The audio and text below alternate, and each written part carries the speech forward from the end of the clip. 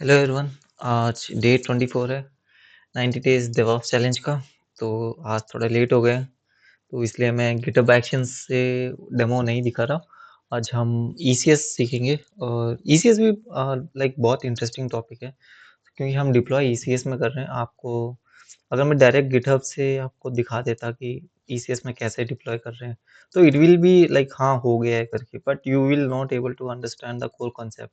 अच्छा हुआ कि आज मैं शायद डेमो नहीं दिखाया, इससे अच्छा हम ईसीएस पढ़े। ईसीएस भी आज हम थ्योरी पढ़ेंगे। ईसीएस में भी ना लाइक डिप्लॉयमेंट वगैरह आना ज़रूरी है। अगर आपको ईसीएस समझ में आ गया, लाइक ईसीएस में कैसे काम करते हैं, तो आपको मोस्ट प्रोबेबली कुबरनेटिस में भी जब आप काम करोगे, तो you will have an idea of bigger picture. Like अच्छा, यहाँ पे लोड बैलेंसर अटैच कर रहा हूँ, क्यों कर रहा हूँ, यहाँ पे ऐसा कर रहा हूँ, क्यों कर रहा हूँ। क्योंकि ईसीएस में आपको ना क्या करता है ना, आपको ग्राफिकल दिख जाता है, जीयूआई में दिख जाता है, एडब्ल्यूएस में आपको दिख जाता है कि आप लोड बैलेंसर बना रहे हो और स्केलिंग ग्रुप बना रहे हो। बट इन कुबरनेटिस आपको ऐसा नहीं दिखता, उसको उसमें ऐसा लगता है कि आप सब कुछ कमांड लाइन थ्रू में जाते हो और आपको बिगर पिक्चर नहीं दिखता, कि आपको बस कंटेनर दिख रहा होता है। कंटेनर के पीछे आपके कितने लोड बैलेंसर है, मतलब आपने कहाँ-कहाँ अटैच कर रखा है, तो ये सब नहीं दिखता। बट इसमें क्या होता है ना, आपको सब कुछ एक पेज में दिख जाता है, आपका ईसी कंटेनर वगैरह कैसा है, हेल्दी चल रहा है, कहाँ से पे अटैच है, कौन से पोर्ट पे अटैच है, कौन से लोड बैलेंसर पे अटैच है, उसके लॉग्स वगैरह आपको एक ही जगह दिख जाता है। तो it's a very like like easy to learn. और यहाँ पे कोई भी सीख सकता है ईसीएस। अगर आप 1-2 दिन बैठ गए, आपका ऑर्गेनाइज़ेशन अगर ईसीएस में काम कर रहा है, तो आप 1-2 दिन देखोगे तो you will understand like much faster than Kubernetes. क्योंकि कुबरनेटिस को अंदर जाके फिर आपको कमांड्स देके फिर आपको समझना पड़ता है कि आर्किटेक्चर समझना पड़ता है कि कैसे क्या, कहाँ पे कौन-सा लोड बैलेंसर यूज़ कर रहा है। बट आपको यहाँ पे ऐसा ग्राफ़िकली दिख जाता है। सो अ, मैं तो यही सजेस्ट करूँगा, जो भी लाइक डायरेक्ट बिना ईसीएस के कुबरनेटिस जाता है, तो इट विल टेक लाइक उनको थोड़ा मुश्किल होता है। अगर आप ईसीएस में थोड़ा हैंड्स ऑन है और आपको डिप्लॉयमेंट्स पता है, तो यू विल गेट कर्व और एडवांटेज कि आपको समझने में थोड़ी आसानी हो जाती है, ठीक है? तो एजेंडा वही है कि हम ईसीएस का इंट्रोडक्शन और डिटेल में पढ़ेंगे। तो ईसीएस क्या है? ईसीएस कुछ नहीं है, तो fully manage container orchestration service है। कि अमेज़न का खुद का एक ऐसा सर्विस है जहाँ पे वो कंटेनर्स को मैनेज करता है, ठीक है? तो हमने कल तक परसों तक क्या देखा था कि EC2 के अंदर हम 2-3 कंटेनर रन कर रहे थे, याद है? मैंने 8002 में, 8003 में, 8004 में ऐसे 3 कंटेनर रन किए थे। बट वहाँ वो कहाँ पे रन किए थे मैंने? वो मशीन में रन किए थे, लेकिन आपको कोई दिख नहीं रहा था। जब तक मैं कमांड नहीं दूँ डॉकर पीएस वगैरह या फिर कुछ, तो आपको वो कंटेनर्स नहीं दिख रहे थे। बट यहाँ पे ऐसा होता है ना, आपका मशीन चल रहा होता है, आपका EC2 मशीन पीछे है, but you will have the GUI ज मतलब ग्राफिकली आपको कंटेनर दिख रहा होता है, ठीक है? कि जो सर्विस का नाम से आपने रन किया होगा, तो यू विल हैव, और उसके हेल्थ वगैरह भी अच्छा ये चल रहा है। और वहाँ पे एक ऐसा होता है कि जब तक आप डॉकर डॉकर पीएस वगैरह नहीं करते और उसका स्टेटस चेक नहीं करते सर्विस का, लाइक कंटेनर्स का, you will not able to recognise कि अच्छा ये बंद हो गया करके। बट यहाँ पे आपको देखने से पता अच्छा ये नहीं चल रहा करके, इसमें एरर है करके। So that will give a advantage. मैं तो यही सजेस्ट करता हूँ कि आप ईकेएस से पहले ईसीएस समझो। ईसीएस समझ गए तो it will be a more like piece of cake to learn Kubernetes. चलो आगे। तो कुबरनेटिस में ना कंट्रोल प्लेन वगैरह ये होता है, इसमें ऐसा कुछ नहीं है। आपको बस सिंपल नॉर्मल दिख जाएगा सब कुछ, आपको अंडरस्टैंडिंग देखेंगे हम, अंडरस्टैंडिंग दिखेगा। और आपको इतना लाइक कोई भी इजी न्यू बाय अगर थोड़ा बहुत डेवऑप्स पे टच है, he can easily take up the ECS deployments for production also in with in a week. हाँ, तो और इसका एडवांटेज क्या है ना ईसीएस का, तो ये अमेज़न का खुद का एक कंटेनर सर्विस है ना, तो क्या होता है ना, तो ये जितने भी बाकी सर्विसेज़ हैं, जैसे लोड बैलेंसर हो गया, ऑटो स्केलिंग ग्रुप हो गया, या फिर सर्वरलेस वगैरह हो गए, फारगेट कहते हैं, और EC2 मशीन्स हो गए, तो ये ईज़िली इंटीग्रेट हो जाता है, सर्विस डिस्कवरी व वगैरह हो गया। तो इट विल लाइक उसके खुद के अमेज़न के खुद के सर्विस है ना, that will be a benefit. Like खुद के सर्विस को ही अगर हम ये मतलब वो easily like easily able to integrate with them. तो तो ये आप एक बहुत बड़ा एडवांटेजेस है इसका ईसीएस का। सो ईसीएस के कंपोनेंट होते हैं, एक फर्स्ट होता है क्लस्टर। क्लस्टर कुछ नहीं, आप ऐसा समझ लो, इसके बारे में पढ़ेंगे। क्लस्टर पे टास्क डेफिनेशन, टास्क, सर्विस क्या होता है, कंटेनर, कंटेनर तो आपको पता ही है, सर्विस क्या होता है, सर्विस कुछ नहीं, बस उसका नाम, कंटेनर का नाम रख लो, वो ये सर्विस होता है, ठीक है। तो ईसीएस क्लस्टर क्या होता है? जैसे ही ईसीएस क्लस्टर है ना, तो आप हमेशा आपके दिमाग में ऐसा कुबरनेटिस क्लस्टर ये सब वो सब भूल जाओ, ठीक है। तो ईसीएस में क्लस्टर क्या है, जैसे आपके ना पाइथन प्रोजेक्ट्स हैं, तो आपने एक पाइथन क्लस्टर बना दिया, उसके अंदर सिर्फ पाइथन के कंटेनर्स चल रहे हैं, तो दैट इज अ एक क्लस्टर, ठीक है। और जावा का है, जावा का समझ लो वो है क्लस्टर, तो आप वहाँ पे बस जावा का डाल रहे हो, या फिर ऐसे सेग्रीगेट कर रखे हो कि डेवलपमेंट के अलग सर्विस चल रहे हैं, प्रोडक्शन के अलग चल रहे हैं। तो डेव के अंदर, डेव कंटेनर के अंदर मतलब डेव क्लस्टर्स के अंदर डेव आप कंटेनर्स रन कर रहे हो, और प्रोडक्शन क्लस्टर है तो प्रोडक्शन के दे रहे हो, तो it will help in segregate. ऐसा समझ लो कि आप कंटेनर्स को ना मेंटेन कर रहे हो कि लो, जैसे हम छाँट नहीं देते कि ये इस वाले काम में आते हैं, पाइथन वाले पाइथन प्रोजेक्ट्स में या फिर इस वाले लाइक जावा वाले जावा प्रोजेक्ट में, यूआई वाले यूआई प्रोजेक्ट्स में, ऐसे सेग्रीगेट आपका लॉजिकल वो है। आप आपका कंपनी जैसे चाहता है, जैसे कोई कुछ कंपनी ऐसी होती है प्रोडक्शन के अलग, टेस्टिंग के अलग ऐसे रखते हैं, कुछ के ऐसे रखते हैं कि पाइथन के प्रोजेक्ट अलग ऐसा। तो क्लस्टर ज़्यादा आपको मतलब याद रखने की ज़रूरत नहीं है, बस ऐसा समझ लो कि आप एक एक फ़ोल्डर है, उस फ़ोल्डर के अंदर कंटेनर्स हैं, जो आप जैसे हम रखते नहीं हैं कि ये मेरे डिग्री के सर्टिफ़िकेट्स है, बस उसमें डिग्री के सर्टिफ़िकेट्स रहते हैं। तो इसमें भी ऐसे ही कि एक पाइथन प्रोजेक्ट है, तो उसके अंदर सिर्फ़ पाइथन प्रोजेक्ट्स हैं। तो it will be easy to like समझ लो आपके पास 200 से 400 कंटेनर्स हैं, आप कहाँ ढूँढोगे क्लस्टर? क्लस्टर का एक नाम होगा, तो उसके अंदर जाके आप ढूँढोगे ना, तो it will segregate, it will help in that. तो हम ना ईसीएस में ही हम बताते हैं कि हमारा मशीन ना कैसे लॉन्च होना चाहिए, मतलब हमारे कंटेनर्स ना किसमें लॉन्च होना चाहिए। एक तो EC2 ऑप्शन होता है, जैसे हमने डायरेक्टली प्रीवियसली मैनुअल हमने किया था ना EC2 में 2-3 कंटेनर। तो इसमें भी हम क्या करते हैं, पीछे EC2 मशीन ही रहता है, उसमें हम 4-5 कंटेनर रन करते हैं, और फारगेट भी यूज़ कर सकते हैं। फारगेट मतलब सर्वरलेस, ठीक है? जैसे EC2 मशीन ना आपको EC2 में जाके दिख रहा था कि एक मशीन है, फिर आप लॉगिन कर रहे हो। लेकिन फारगेट वो सर्वरलेस होता है। वो ना AWS वालों के पास होता है मशीन, ठीक है? तो वो क्या करता है ना, फारगेट वगैरह क्या होता है कि वो मैनेज कर रहा होता है पीछे।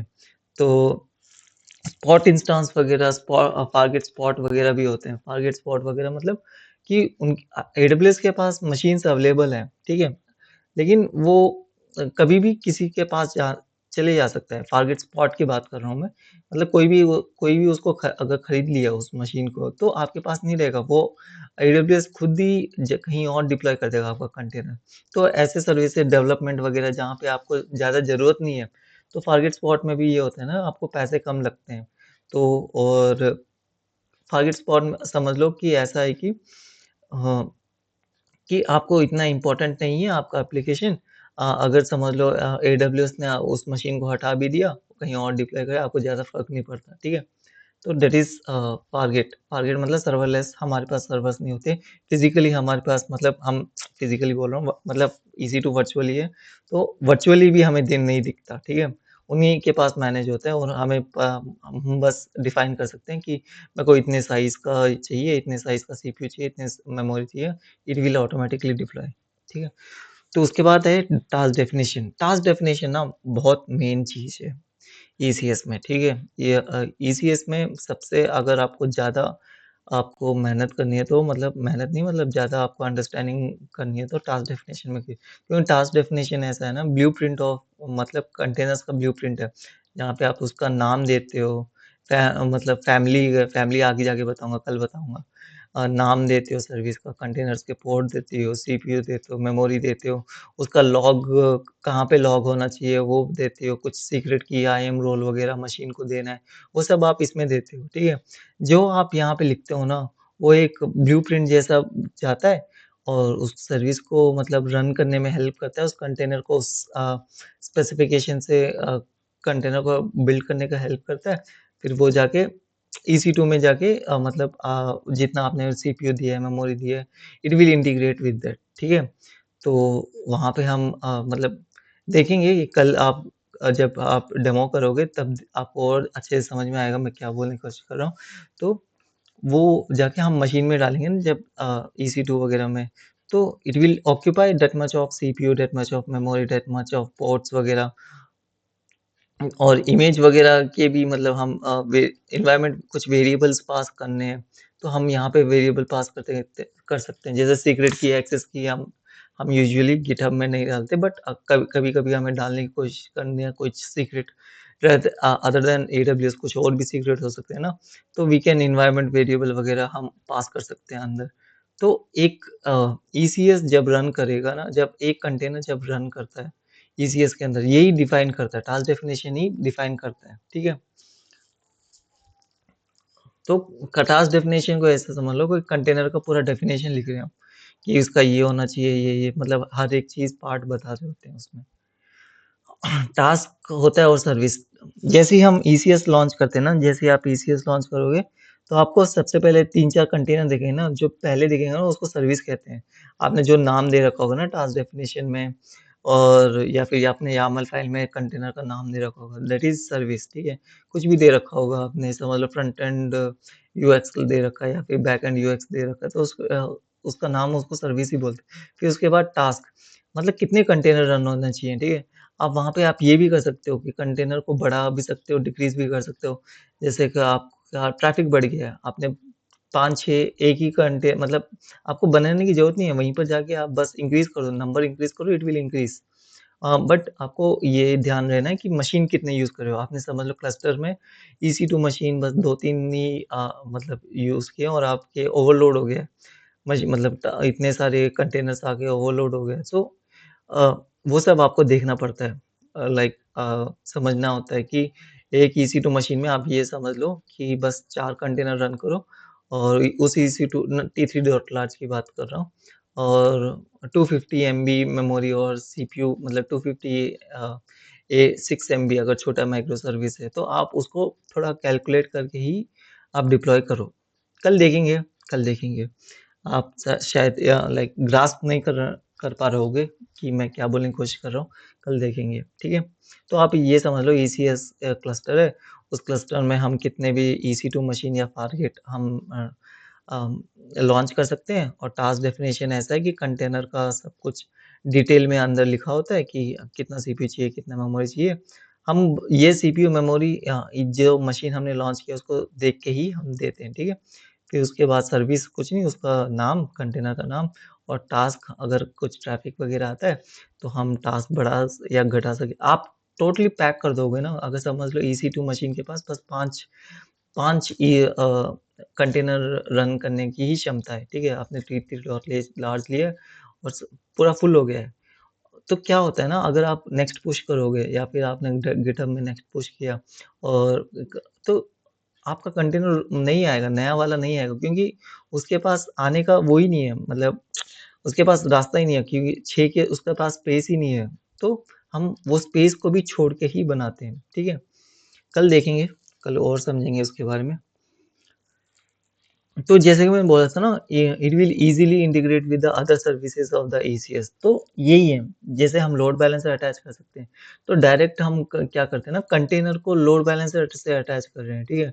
तो क्या होता है, लाइक हम एक टारगेट ग्रुप को या फिर उससे हम लोड बैलेंसर, तो इट इट गेट इंटीग्रेटेड, तो it make our like task easy, like life easy. तो हम वो एप्लीकेशन को, लोड बैलेंसर को जाके हम कहीं पर भी इंटीग्रेट कर सकते हैं।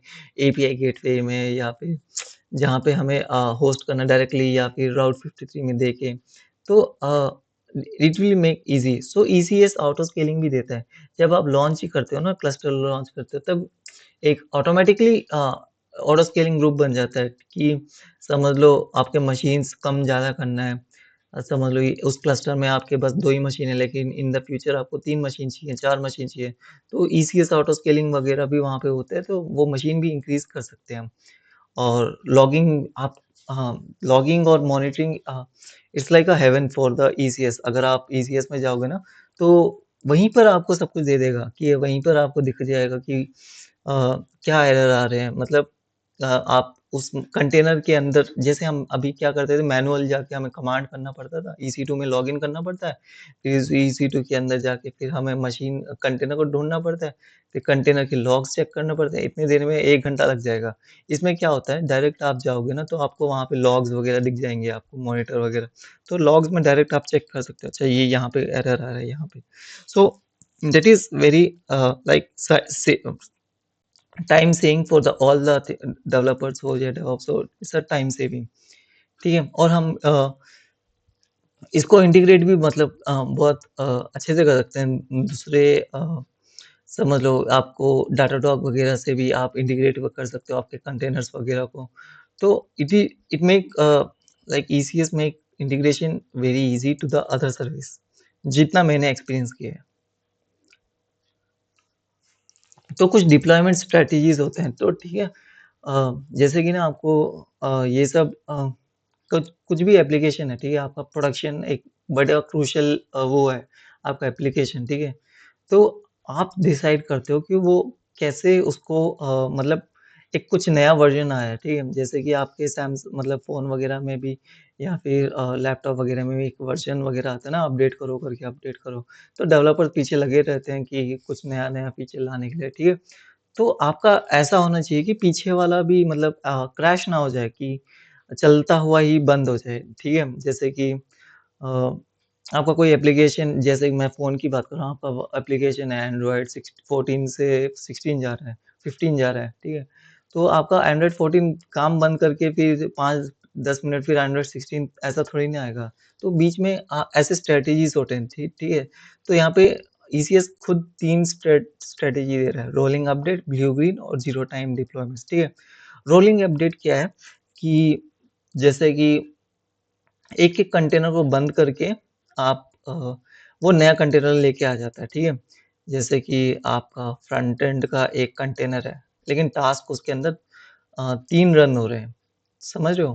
कि ऐसे समझ लो कि एक कंटेनर है, सेम कंटेनर 3 3 रन हो रहे हैं। ठीक है? आपको वहाँ पे बस टास्क बढ़ाने होते हैं, तो आपको दिख जाएगा कि 3 रन हो रहे हैं करके। आपको मतलब सर्विस नहीं बढ़ेंगे, बस अंदर कंटेनर्स बढ़ेंगे, ठीक है? तो एक सर्विस 3 कंटेनर में रन हो रहे हैं। तो वो क्या होगा ना, वो टास्क क्या होगा, उसको टास्क बोलते हैं, जितने हम उसको देते हैं। तो एक टास्क खत्म होके दूसरा टास्क आएगा, दूसरा टास्क खत्म होके तीसरा, नया-नया वाला एक टोटली बंद होगा तो दूसरा आएगा, फिर दूसरा बंद होगा तो तीसरा आएगा, तीसरा बंद होगा तो जो बचा हुआ है वो आएगा, ठीक है? तो वो रोलिंग अपडेट है। और ब्लू ग्रीन बहुत फेमस है ब्लू ग्रीन। तो ब्लू ग्रीन में क्या होता है, ये पूछ भी लेते हैं आपसे कि कुछ स्ट्रैटेजी बताओ अपने, क्या डिप्लॉयमेंट स्ट्रैटेजीज़ बताओ, तो आपको बताना कम कम से कम आप ब्लू ग्रीन डिप्लॉयमेंट तो बता ही सकते हो। अगर उसका डेफिनेशन भी नहीं पता तो कोई बात नहीं, आप बस नाम दे दो कि हम ब्लू ग्रीन डिप्लॉयमेंट करते हैं, दे विल एक्सेप्ट। तो ब्लू ग्रीन डिप्लॉयमेंट क्या होता है कि ना ट्रैफ़िक होता है ना, जो कंटेनर्स में समझ लो आपने कोड पुश किए, जो पहले से कोड है और जो नया वाला कोड है, ठीक है? जो पहले से कोड है उसको मतलब धीरे-धीरे ट्रैफ़िक ना पीछे वाले कोड में, नए वाले कोड में आता रहता है, ठीक है? तो अचानक बंद नहीं होता इसमें, ठीक है? पूरा जब तक क्लोज़ नहीं होता वो 2 रन होते रहते हैं। एक नया भी रन होता है, एक पुराना भी रन होता है, फिर बाद में जो नया वाला होता है इट विल टेक ओवर और दूसरे को शट डाउन कर देता है, तो वो ब्लू ग्रीन डिप्लॉयमेंट होता है। तो समझ लो ऐसा कि ब्लू से ग्रीन जा रहा है, ठीक है? धीरे-धीरे, धीरे-धीरे उसको बंद कर रहा है। उसका ट्रैफ़िक ले लेके धीरे-धीरे फिर उसको हटा रहा है। अचानक नहीं कर रहा, बस धीरे-धीरे खत्म कर रहा है। सो फिर नेक्स्ट है zero time down time deployment. Zero down time deployment ऐसे कि सर्विस डाउन ही नहीं होना चाहिए। आप डिप्लॉयमेंट ऐसा करोगे कि सर्विस कुछ भी हो जाए, आप ट्रैफ़िक वग़ैरह कुछ भी ऐसा करो कि सर्विस नहीं डाउन होना चाहिए, ठीक है? तो that is zero down time deployment.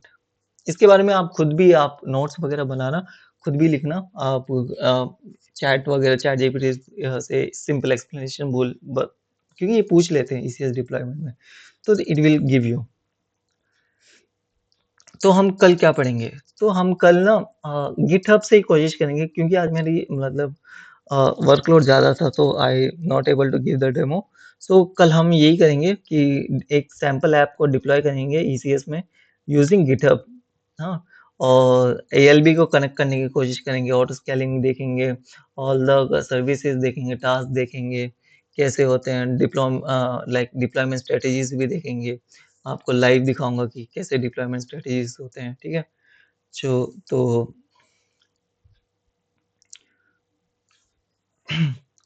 तो स्टे कनेक्टेड और वीडियो को लाइक कीजिए और सब्सक्राइब कीजिए डेवऑप्स विद कृष्णा और कमेंट लिखिए कि डे 24 डन है करके और नीडेड वन को भेजिए जो डेवऑप्स में आना चाहता है। तो जैसे मैं हर बार बोलता हूँ, उनकी मदद हो जाएगी। शायद वो भी फ्यूचर में जाके 5 साल बाद, 3 साल बाद वो भी यूट्यूब चैनल स्टार्ट कर दे। चलो देखते हैं। Thank you.